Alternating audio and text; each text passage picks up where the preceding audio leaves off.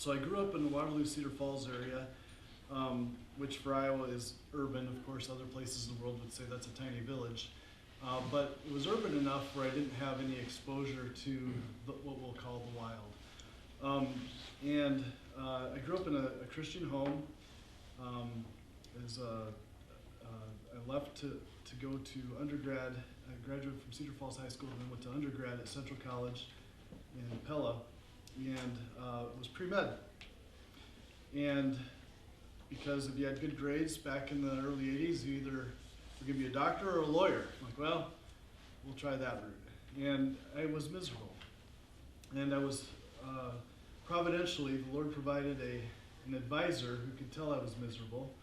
And I remember my sophomore and into my junior year when he would walk through the Vermeer Science Center and see me in the chemistry lab and would say, get out of the stuffy lab and get out in the field.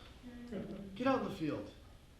And of course, my outdoor experiences were urban, like playing pickup ball at Burns Park or in the Gates Park Youth Basketball League on the east side of Waterloo, or detasseling corn. And so when I think of field, I'm thinking more of, I don't even know what that is. Well, I was miserable, and he was persistent, and the second semester of my junior year, I took his course called Field Vertebrate Natural History. Went to the bookstore, because that's what you did back then, and bought your books. And the first thing that really excited me is that I left calculus and organic chemistry behind, and I got a picture book instead. This is actually the first book I bought for that class in 1986. It's a field guide. It has pictures of birds. And I'm like, that's interesting. I'm a collector. I used to collect baseball cards and things like that. And like, look at all these birds. I had no idea. And then we had a field checklist of birds of Iowa, and there are hundreds of species of birds. And I'm like, this is, what's going on? So with any good science class, you have a lab. And so Dr. Bowles told us that our first lab, we're going to meet at the Vermeer Science Center around 6 o'clock, and we're going to go out and do some birding. Well, 6 o'clock is usually supper time. I told him that. And he's like, who said PM? So the first introduction to this was that if you want to do really good birding, you better get up early. And I'll never forget in that first field trip that we ended up at the, if you're familiar with Lake Red Rock, it's the Des Moines River, dammed up, okay? On the south side, there's a place called White Breast Point, and they had a boat ramp. So we've been birding this morning. I'm already like amazed at the diversity of birds that are out there. And he set up a spotting scope over the ice because there was still ice out there. And there was a hole in the ice, and from a distance you could see these black birds sitting around the ice, and of course it's got to be crows. One after another, my classmates who've lined up looking through the scope are oohing and eyeing, and I'm like, what's the big deal? I get up to it, and in this, again, 1986, they were all bald eagles, which I had never seen one in my life before. Now, of course, oh, there goes, no, I'm just kidding, but they could.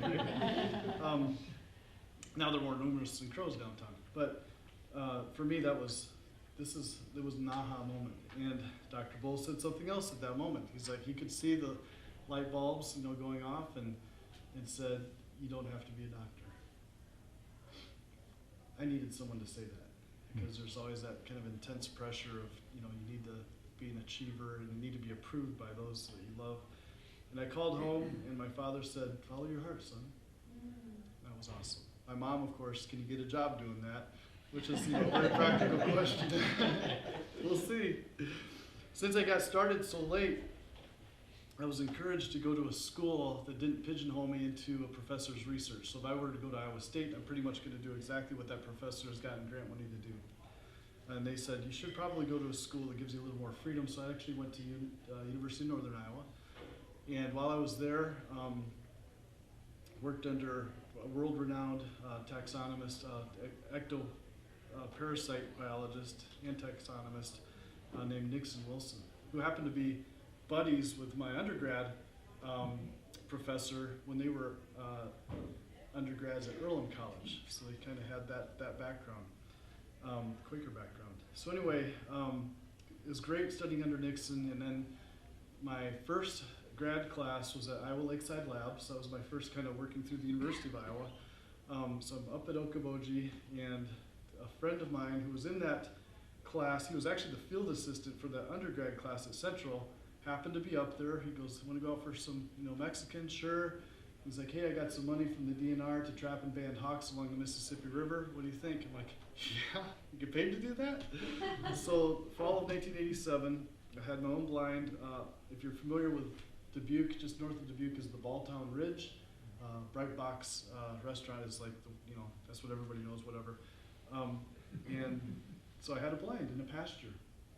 And that was my first experience working hands-on with birds of prey.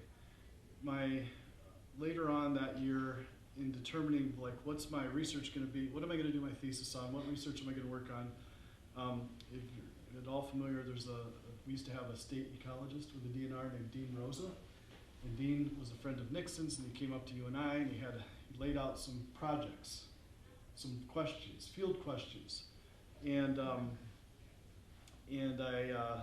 first one was nesting ecology of Cooper's hawks in Iowa, and we never went to the second option. That was it. So Cooper's hawks were endangered at the time, and that's the direction I went.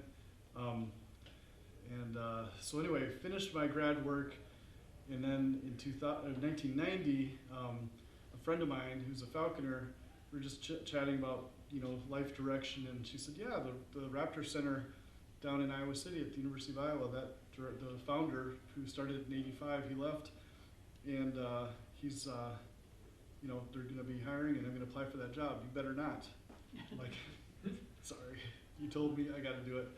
And so I ended up getting a interview and ended up getting the job here in 1990 to be the director of the Raptor Center. Probably a job I didn't think I'd get till I was maybe 35, and here I was really green at 25. So like I mentioned earlier, I grew up in a Christian home, but and I would say I didn't really have great seasons of skepticism.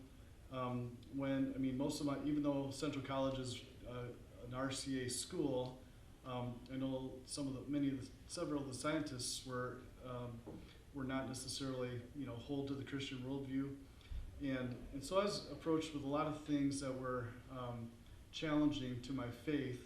And one of the questions I was given on an exam, you teach cell biology, and one of my professors in the last question of my last final in that class in cell biology was describe how the first original cell came to be.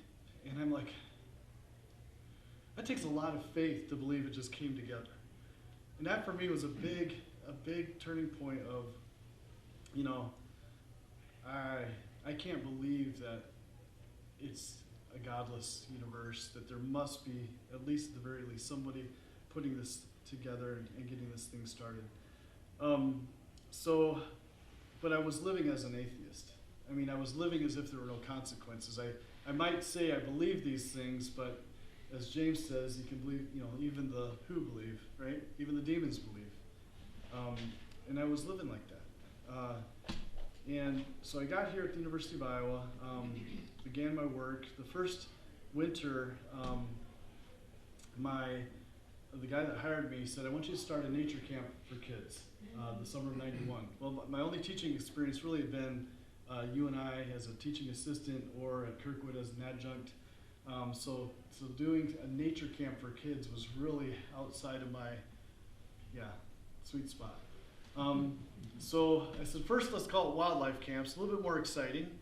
And I guess the only thing I can think of is to give kids the same experiences I got actually as an undergrad that got me excited. Just expose them, make it hands-on. Don't talk about things, do things. Don't talk about, don't show a movie about birds, go band birds with them. So wildlife camps were started with that kind of, mindset of getting in the field, the call to the wild. So I'm going to fast forward a little bit and then we'll backtrack again. So this was in recreational services. Most of the work was done at the McBride Nature Recreation Area. So we had the Raptor Center going, just started this program called Wildlife Camps, and then later on a program called School of the Wild, and you'll see that. But altogether, these now form a department in the College of Ed called UI Wild. So WILD is an acronym for Wildlife Instruction and Leadership Development. So we really are trying to get to do a lot of work on instructing about wildlife, and then also developing future informal educators or professionals in the field. So we work mainly at the McBride area. So this is 500 acres that the university leases from the Corps of Engineers. You have the Iowa River wrapping around it, Lake McBride in the north, the largest state park in Iowa, if you didn't know that. So we have all this public land, and the Raptor Center is located right here, and but we use the entire land and the DNR land for our programming. It's a beautiful, so you heard of Big Grove, right? So this is part of the Big Grove complex. So our 500 acres is basically a white oak savanna that's kind of growing up. It's because there hasn't been management, the succession is, if you drive through and you see lots of maple trees, it's because we're losing our oak woodlands. So the next succession stage of a savanna would become an oak hickory forest, which would then go into a maple basswood forest. So we're trying to manage it, clearing out space so that we can get oaks to reproduce, because they're way more biodiverse than a climax maple basswood forest. So the three programs in UI Wild are the Iowa Raptor Project, Iowa Wildlife Camps, Go to Wild.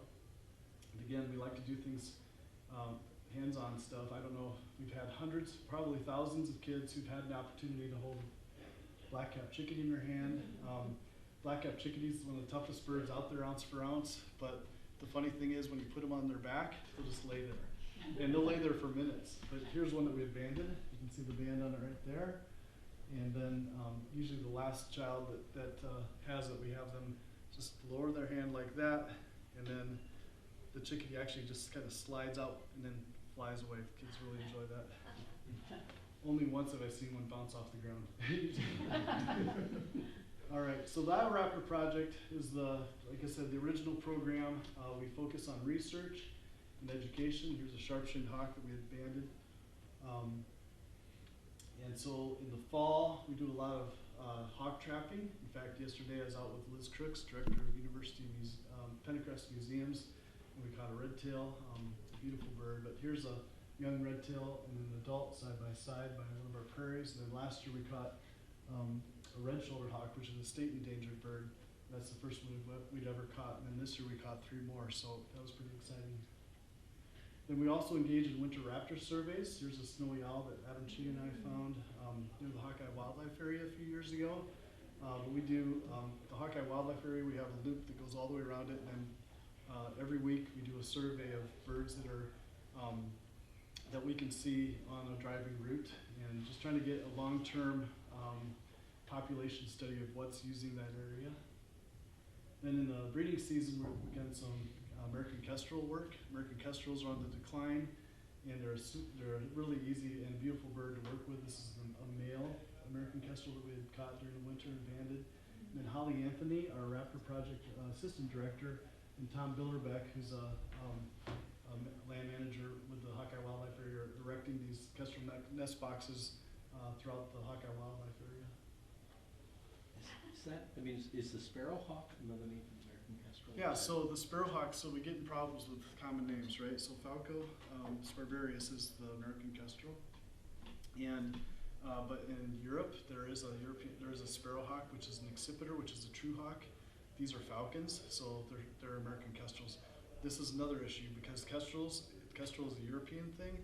This is actually not a true European kestrel. It's more related to our like peregrine prairie falcons than kestrels, but that gets into taxonomy and we won't get in the weeds there, but they will, usually to catch a bull.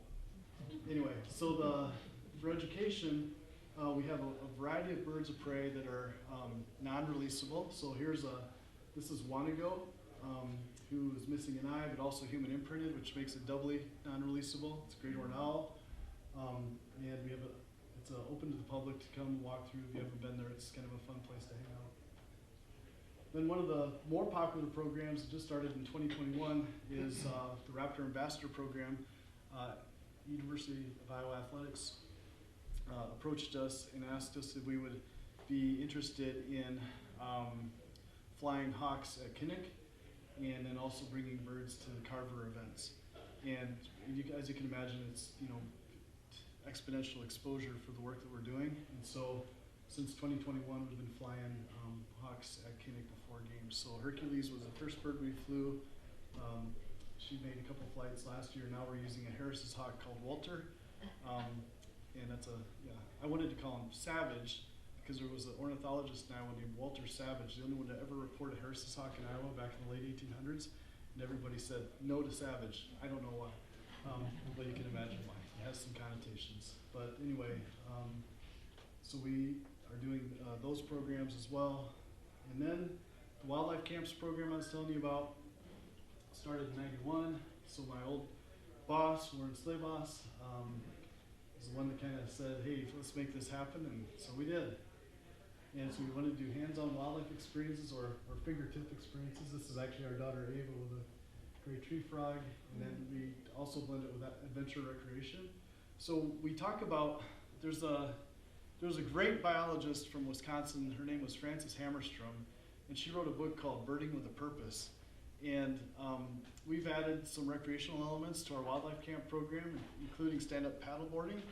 And I really trying to coach our team, like instead of just going around here in this little bay on Lake McBride, why don't you have the kids work the shoreline to get to see wildlife, that you wouldn't normally get to see unless you approached it by water.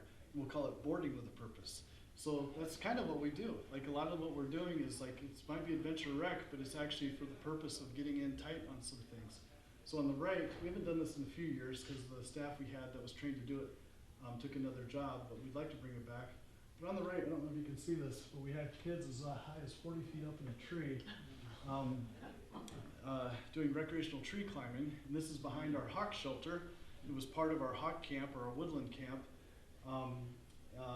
That they're able to bring themselves up and lower themselves as well. And we had a Cooper's hawk nest about 40 yards from where those kids are at eye level. So that was kind of exciting to see those things pull together. When we started the wildlife camps, again, we used raptors as icons because they're apex predators. They tell a story of all the habitats that they represent. So when I started with hawk camp, I said, let's make that woodland focused.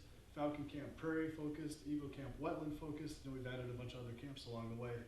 But that's kind of where that all started, and it just grew. We had, the first year we had 6 weeks of camp, 32 kids a week, and we filled it. And then they said, well, make it bigger. So the next year we had 6 weeks of camp, 40 kids a week, and so it was 240. And then I think it was 94 or 5, no, it was 95. They're like, actually, we want you to quadruple these camps. We want you to run all these camps, but not like hawk, eagle, falcon, hawk, eagle, falcon. We want you to do all of them all at the same time. So we grew quickly, and pre-COVID we had, and then we had expanded into some state parks as well. Pre-COVID we had 2,000 kids come through these week-long summer camp programs. We're still building up from there. So it's been a lot of fun to see. So here's that Cooper's hawk nest I was telling you about. Kids are looking at it through a spotting scope, and there's a young nestling Cooper's hawk in that tree right there. Right by our hawk shelter, right along Hawk Ravine Trail. Perfect. So we began to expand into the state with these wildlife camps and state parks, and everybody probably recognizes the Macokota Caves right here, but we're, from river to river, we have done wildlife camps. So we took the best. So one of the things that I saw with the wildlife camps was that the kids that came were kids who were coming from homes with disposable income, and it was pretty homogenous when it came to ethnicity and culture, and that bothered me because you had poor kids or you had other kids who maybe his families weren't connected at all to the wild, especially those coming from urban areas, and what I was doing during the school year was like one-day field trips or 1 or 2 hour tours of the Raptor Center, and there was no connection really made with the students that are coming out. Maybe after lunch they're ready to learn, right? You never really know their name. There's no, it was frustrating. So I think it was the last day of camp in the summer of '97. I went to bed that night, woke up 4 in the morning, And I'm like, what if we took the best of wildlife camps and put them into a school year? Wrote it down in my journal, went to bed. And then looked at that, and finally I said, let's try to get a grant. Let's see if we can make it happen. Now, a little bit of a backtrack. So I told you I'd been living like an atheist, right? So when I came here in 1990, might confess Christianity, certainly was not living. In 1991, started to go to a church here in town, currently now Grace Community Church. The pastor, same guy who discipled Brooke Simpson, the pastor at Grace right now, was the first pastor I ever had who challenged this notion that you could divorce Savior and Lord. That you could be like, oh, Savior or Lord. No. Jesus is Savior and Lord. And that was like, for me, hearing that, being challenged by that, I came to the point of recognizing He's not my Lord. And that might be why I'm having such issues in my life. And I remember in February, well, it was on February 28th, 1993, after attending a church service there were a number of things going on. Chris Street had just died in January. I was playing pickup ball in the field house and began to get some arrhythmias, a tachycardia, and I began to really think seriously about my life. I was 28 at the time, and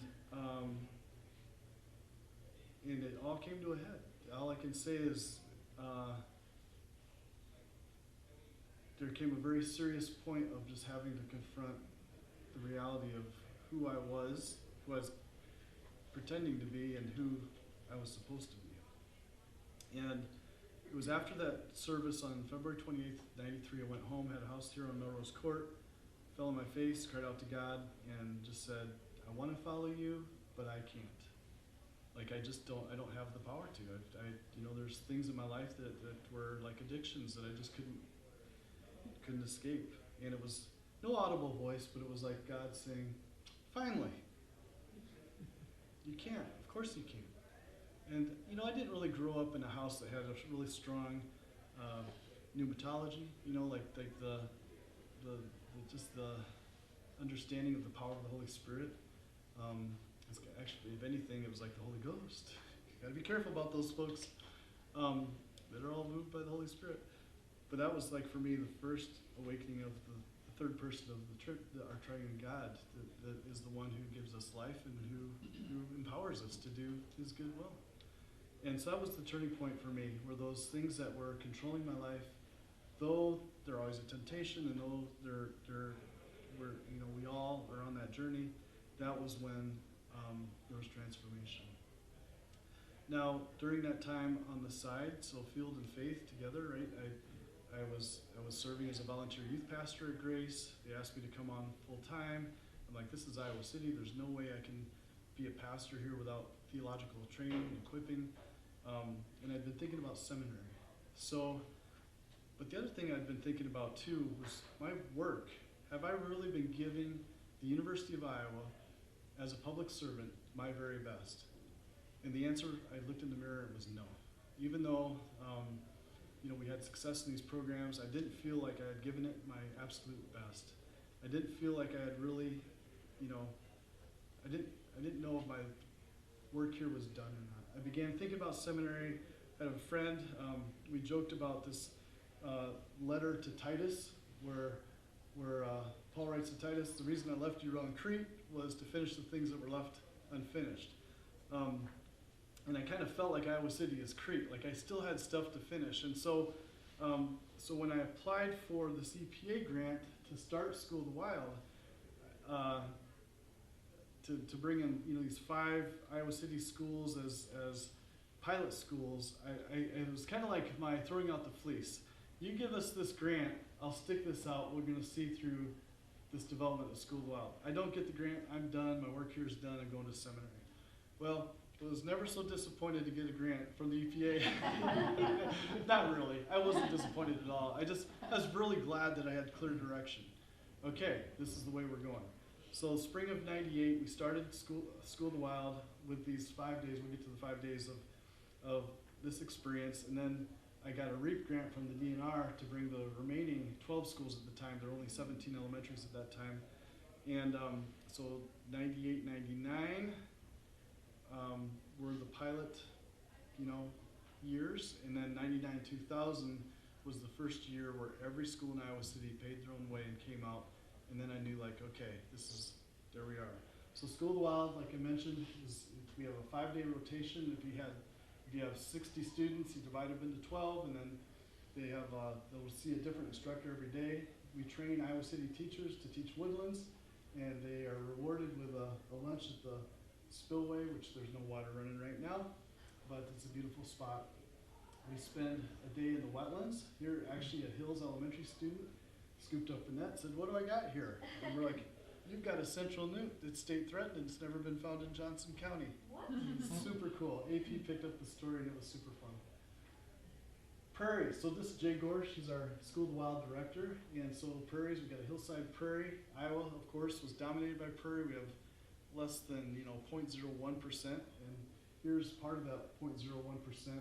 It's too steep for them to plow, so it made it. And anyway, so we do talk about prairies, and then we spend time with our birds of prey. There's a red tail we caught, and we have very, wonder. I don't know about this. What do you got there? I love these spaces. They're really kind of fun. And then we have an archaeology unit. What's it mean to live on the land? What's it mean to live on the land in such a way that that we can thrive? And so one of the things we talk about, so we have some old foundations. We call them ruins, and but we also want to talk about people before the European settlers. How did people live on the land?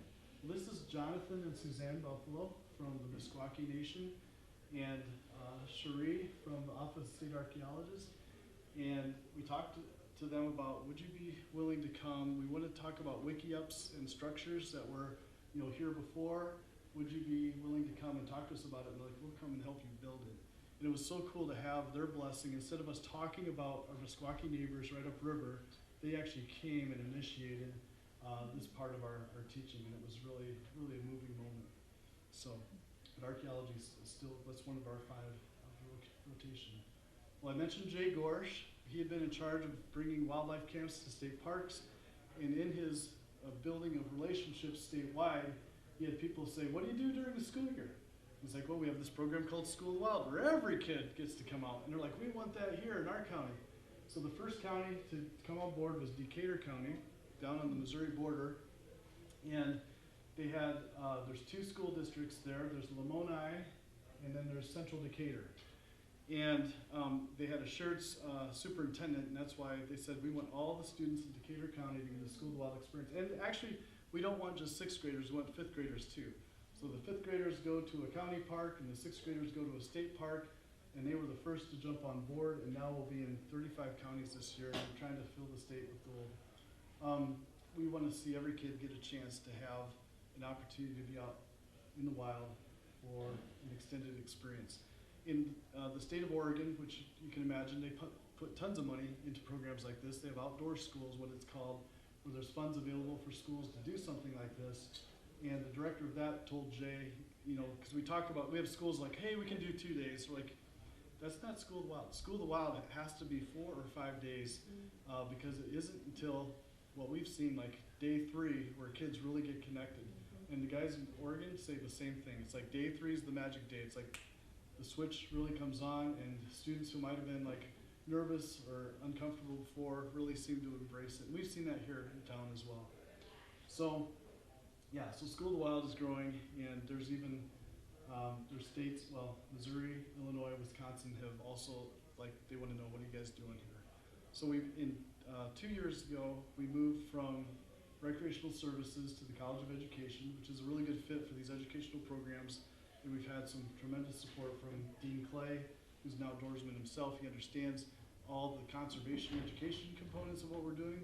But the thing that is also amazing, which shouldn't surprise us, is the positive effects on mental health of simply being out there.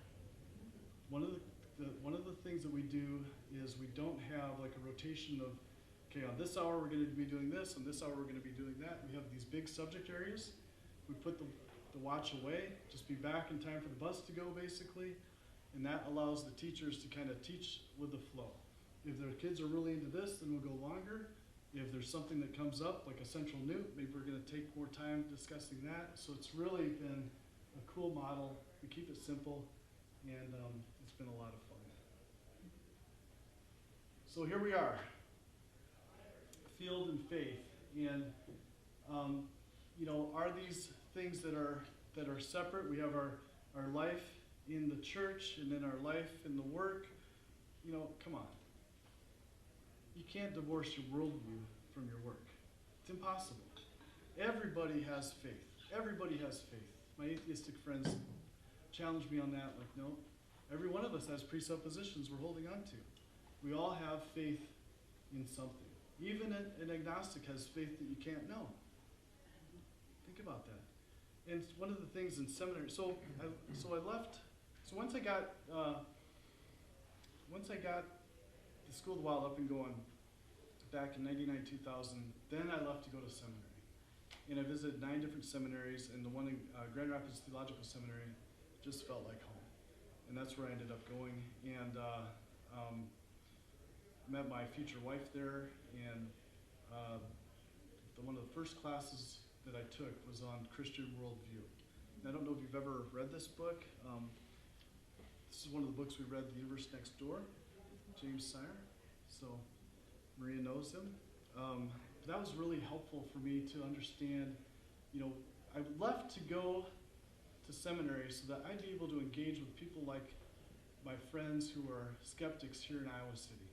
I wanted to be equipped to be able to understand the mindset, understand the faith. If I'm going to push all my chips in and following Jesus, I want to know the languages of the scriptures. I want to know church history. I want to understand other worldviews as well, so that there can be more intelligent engagement. And that's exactly what that seminary provided. And that one of the first classes really helped me understand the world a little bit more clearly, and how to engage with my friends who had a different faith as we go. So I met my future bride there, and when we were engaged, she's like, "You don't plan on ever moving back to Iowa, do you?" I'm like, "Nope, I don't." And I didn't. Sold my house on Melrose Court. I was a bachelor. I'd sown my wild oats. I'd figured my days were, you know, I was amazed that God provided me a wife. I'll just put it that way. My cousin over there, you know, he was blessed in the same way with a different wife, but same story, you know. Get to the age where like it's never going to happen, and there they are. So yeah, I said I'm not going back to Iowa. Well, I took a course in church planting, and when we had to come up with a hypothetical church plant, all I could think of was Iowa City, because that's all I knew. The people, I understood the people, the culture. I knew that the nations are all represented here for the most part, at least all the continents. And so I wrote this hypothetical view of a church plant in Iowa City, and that's exactly then. I'll just fast forward. Like that was the path then that the Lord kind of laid out for Becky and I. It was to come back for me, for her to leave her family in Michigan to move to Iowa to plant a church. So we came in 2005, launched Genesis Church in 2006. 2008, Rec Services hired me back as a consultant because we wanted to develop an environmental learning center out at McBride. In 2013, I applied. They asked me to apply for the position of overseeing the programs I'd started for them, as well as the Raptor Center. Got that, and then in 2021 moved to the College of Education, and that's kind of how we got to where we are today, while also having a foot in the church. A number of our folks are here in the room that are part of the church, and what's been, when I took the role at the university, part of it was our church was too small to really support a family, just financially, practically speaking. So I thought, well, this will be a part-time thing until the church grows and all. But I think it's been really fun to be a pastor who, like the folks at Genesis who are in this room, who are also working in the work world, that aren't just in the church bubble, and that's been so it's been really fun to be able to take these passions of being in the field as a person of faith that takes my two real interests, and that's in God's world and His Word. And so I get to enjoy, a lot of those things. One of the coolest conversations I had on campus was with Sandy Boyd. If you've never met him, he passed away recently, and just an amazing president here at the university. And when we were talking about this Environmental Learning Center at McBride, I went up to his office in the Boyd Law Building. I mean, how many people have a building named after him while they're still living? That tells you his integrity and how much he's loved. And he's emeritus at that time, and it was during Arab Spring. Do you remember that time? And there was, in Cairo, there was a lot of uprising, and he had been president of the Field Museum of Natural History. And so I get to the room, he's on the phone, he goes, "I'll be right with you." And I hear him on the phone, he's talking about all these antiquities that were being, ransacked, and he's asking, "Are these protected, blah, blah, blah." And then I felt like I was in an Indiana Jones movie. I mean, the things they're talking about. And then he hangs up the phone, he apologizes. I'm like, "No, this is pretty amazing. You got to do what you got to do." And he's like, "So you work full-time for the university?" I go, "Well, actually, I'm just a consultant." He goes, "What do you do?" I go, "I'm a pastor." And then he's like, he just stopped. And he said, "When I think about what it means to be a Christian at the university," and I'm all ears. I'll never forget that. He said, "It's not about pluralism." The way he defined that was all religions point to the same thing. He's like, "No. It's not about tolerance. I'll put up with you." But there's an arrogance that kind of comes, a condescension, I should say, that kind of comes with that. But he said it's about holding on to one's faith and respectfully engaging with those with other worldviews. And I really, really appreciated that from him, and that's been a great example to follow for me in the field with faith. Field and faith go together. So like I said, I get to enjoy, I'm sure Becky's like, "Come home, will you?" But we were out trapping and banding saw-whet owls this fall. I love doing that, and I love our church family, serving the community, and to see those things come together.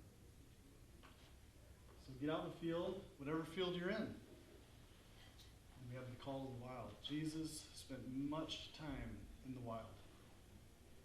Eremos is the Greek term. He was challenged there spiritually with the temptations. But then when John the Baptizer was killed, he withdrew to go there to mourn. He went to the Eremos places frequently to hear from God. So when you have friends that say, "I'm closest to God in nature," like, you're following Jesus. But that doesn't mean you stay there.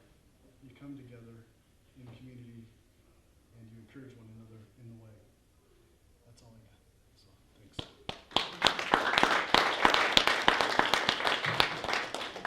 So we got about 15 minutes for any questions you might have for Dave.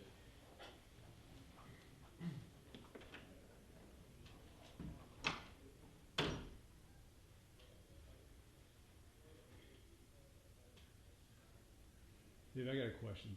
For School of the Wild, is that a longitudinal study that is also looking at kind of the results of how that time is impacting students, maybe a particular demographic of students, and just the impact of that? Yeah, so great question, Brett, because here's what's really cool about being now in the College of Ed. When we were in recreational services, we weren't asking those questions because we were providing a service, and it was successful simply by, subjective responses and so forth. Now that we're in the College of Ed, there are some very serious questions coming up that we want to look at as far as what's the long-term impact of what we're doing. It's kind of fun when our kids, bring home their friends, like our kids are now, getting out of high school, well, 2 are out.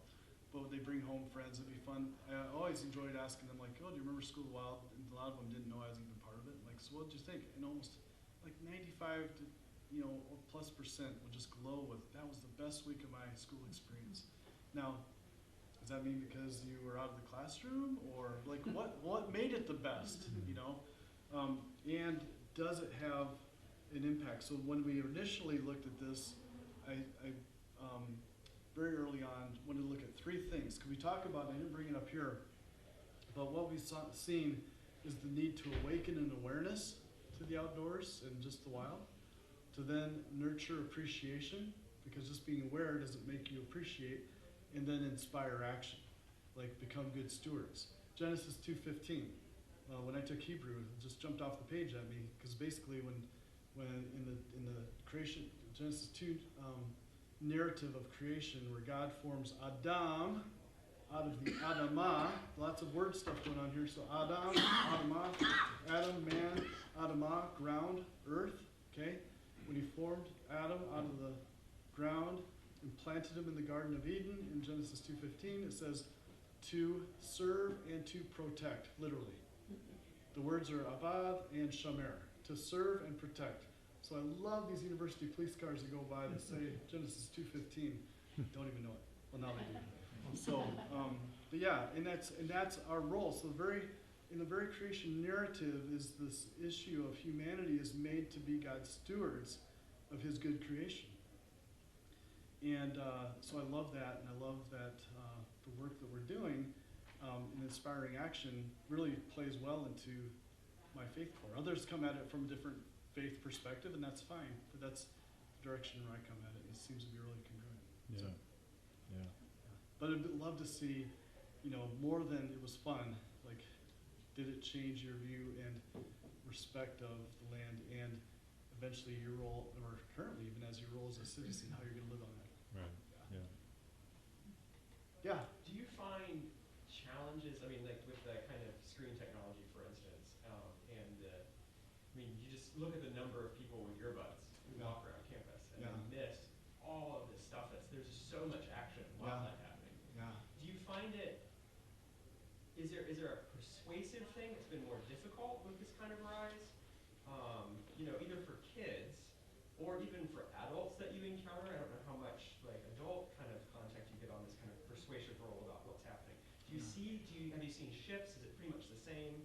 Is it like once you give people exposure, they just light up? Like, what's your experience? Well, yeah, I guess my experience is they light up, but then they go back to old habits, right? Yeah. So, but at least we've laid some eggs there, right? We've sown some seeds, and hopefully those will take root at some point. But yeah, it's difficult, even my own kids, right? I mean, it's really hard to believe in myself, right? February rolls around and my wife's like, the mistress is back, isn't she? Minnesota Twins baseball. But it's, for all of us, we struggle with that, right? But one of the things we do, we don't allow the phones out there during those experiences. So they actually do. Now, during the school year, they're used to not necessarily being on their phones all day long in class, probably between classes, but it'd be interesting to see what you're asking there. I don't know that we have, with 1 week, I don't think you can honestly have that big of an impact on that. But at least we've been awakened that actually I can experience things without having to have my phone. I remember our daughter going to, and I think it was a Young Life camp, and she didn't have her phone, was really anxious about, you know that there's a lot of anxiety with youth, especially when they become so dependent upon something. And I remember her coming back and saying that she didn't miss it at all. In fact, she kind of liked it. That's pretty cool. That says a lot, right? And so, but I don't know long term how we're gonna, fight that. Yeah. I was just wondering, is falconry legal in Iowa? It better be. I just took my exam the other day. No, I mean, yeah, it is. when I was a Yeah. kid, we raised Yeah. and also the sparrowhawks. Yes, and yes, whitetails. yes. Yeah. But then it was outlawed, and they came and took our birds away. It was really terrible. Well, so it wasn't outlawed. Was in New York. I don't believe it was ever outlawed, but it became. Well, they changed the rules so that you made Yes. it impossible to Yeah. get a permit. Yes. Yeah. So So it was effectively It was outlawed for those like you who are just going to do it out of your own basement or whatever. It came under oversight because there were so many abuses of it apparently. Yeah. But yeah, so there's falconry. Like in fact, so Ryan and Holly are master falconers, and I had a falconry permit in the '90s. I let it expire. I'm going to pick it up again this year actually. And yeah, it's an amazing way to connect with a wild animal. And usually, like you start out with a young red-tailed hawk, and then usually after that first season, it's, you know, when the hunting season's done, you just let it go back to the wild. And, cause it's not, it never looks at, it's never, you know, Yeah. a bird, it looks at you as the dog. Okay? Right. It's like, Exactly. oh, I'm gonna hang around this guy because he's gonna beat the brush and catch, you know, scare up a rabbit, make my job Actually, easy. we developed a fairly interesting system where we had our beagle Yeah, and the hawk yeah. had an understanding. Oh yeah, So then the man didn't even have to beat the dog. No. The dog went around, the hawk knew what was gonna Yeah. happen. yeah. They were much more efficient together as a team. Beagles are great rabbit dogs. And then, of course, you know, the man was there to negotiate at the end. That's right. Yeah. Yep. But it's illegal. Yep. And falconers by far, like Frances Hammerstrom, the woman I mentioned earlier, was a falconer. Like all the birds of prey conservation movements have been really driven by falconers. And yeah. Yes. Maria? I want to thank you for the School of the Wild. I've been on it before with children with special needs in classes. It's fabulous. It's life-changing. Do you do anything for families or send things home so that, like, families even know to go to the Raptor Center? Because you were talking about changing some of those habits. And I've lived in urban areas and many children are afraid. Yeah. And their parents have never experienced, so it's hard to extend it Yep. out in the community. Great question, Maria. So they do all get, like, every Iowa City student gets a bookmark from our UI Wild program every year that has information on our programs here. We have seen a lot of kids come back with their parents to School of the Wild, like, because they want to show them where they had been, where they built a structure, where Spider Pond is, or whatever. So that's happening. Now there's a lot of families that don't have that kind of mobility either. So, but yeah, we do all we can to encourage students to come back for our summer camps, or just come out with your families, or explore your own neighborhood parks, right? Because there's wildlife everywhere, everywhere. Do you know that there's a so you ever seen the bald eagle pair that's right by the Benton Street Bridge? They're always kind of perched in the same spot. Has anybody seen that? I just saw them today. Yeah, on my way just- here. They're always sitting in the same spot. Do you know where they nest? Melrose Court. It's the first urban nest in Iowa I've ever heard of, and founded this past spring. It's crazy. Crazy. I thought that was ironic too, since Melrose Court, right? Yeah. It was right, like Irving Weber would have lived closer than me, but still. Dave, is the UI Wild program, is it kind of unique in that its relationship with the College of Ed, or is that something that you see at other institutions as well across the country? Yeah, there's not really a whole lot like it. So we have a dean who's very entrepreneurial, and he saw a unique way for, though it's not classroom education, it's informal education. For him, it was a really good fit for what he wants to provide students here in the college, and really in the university as a whole too. And just being on that academic side of things is, again, it's kind of flipped the switch on how we, like before we're just thinking services to the community, and now we're thinking, okay, services to our students. How can we provide really awesome informal education experiences for our students? And we're really working hard to develop within what's called the Escher program in the College of Ed, a concentration area that would be more conservation education, so that if a student's like, hey, I want to do what you guys are doing out at McBride, I don't want to be a classroom teacher, they can go through that program and be equipped to do more of these informal education type of programs, like a county naturalist, or even working at a museum or a zoo, things like that. Yeah, mine's just a real value of a holistic education. Right. Kind Yeah, that's huge too, because when you think about outdoor education, or like School of the Wild, everybody's like, oh, science ed, science ed. And indeed, ever since we began, we've had science, elementary education, science methods students do practicums with us. In fact, now they're required to do 2 practicums. We get like 350 students a year doing practicums. But when I designed this, even though my background is science, is like, this is environmental ed, conservation ed, this is a multidisciplinary effort. Whether it be language arts, social sciences, fine arts, any of these things can be incorporated into conservation education. And so we've encouraged that from the very get-go. So our curriculum is there's writing, there's there's science, there's other pieces going on, but we're trying to make it that integrated Yeah. approach. That's great. Yeah. Any other questions for Dave? Why do maple forests take over from oak forests? So, a real easy answer actually. Oaks are sun loving. So if you have a prairie and there's no fire coming through and an acorn, finds its way into the soil, usually delivered by, a squirrel caching or even blue jays caching. There's a great article in Natural History from the 80s about that. Oaks will begin to flourish in those open spots where there's not fire. Bur oak can withstand that fire though even. So as the oaks grow, these big spreading oaks, and then they begin to fill out, they begin to shade the area underneath them. As they shade it, well, guess what? Sun-loving young oaks don't thrive underneath the shaded parents. And so, but what does thrive are the shade-loving trees, or tolerant trees, that'd be the maples and the basswoods. So that's the succession level from a prairie or a field that's not burning to, an oak savanna, to an oak forest, to a maple basswood climax forest. All right. Well, thank you everybody for coming. Thank you, Dave, for Yeah. your presentation. It was excellent. I'll Honored give to you a be round of applause.